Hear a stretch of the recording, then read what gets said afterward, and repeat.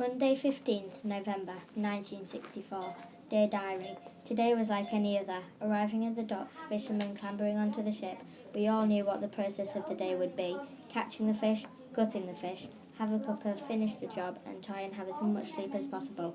Not like that will happen, but anyway. Praying that my wife will not wave goodbye and remember not to wash my clothes. Other than that, it was just another day of work. After 24 hours the fishing began. An extremely loud honk startled me. I awoke from my sleepless slumber and put my suit on and opened the skinny door like a sardine. That had a metal doorknob that made my hand go numb with cold. My woolly hat covered my freezing cold ears with a brown button at the top if I wanted to fold it up, not like I'd want to do that. The edge of the boat had frozen with the crystal white snowy frost which grew onto the wires and around the edges of Skipper's door. A group of men suddenly cast the net overboard. I made my way to the galley and grabbed myself some fish for breakfast. Yeah, you got it, fish. When I finished, I set out for the gutting. The fish were piles of cod, haddock and mackerel. With my gloves on, I started cutting the fish up and dreaded the rest of the time in the cold.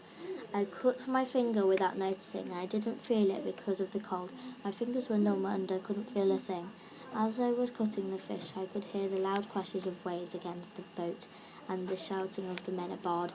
Trying not to fall overboard and get skinned alive, I had a lot to worry about. Tuesday 16th November 1964. Another day of guttering. Not much had changed today and another sleepless night.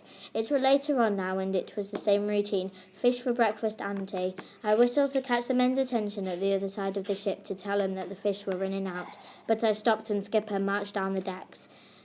Luckily, he marched straight past me and headed towards one of my best mates, George.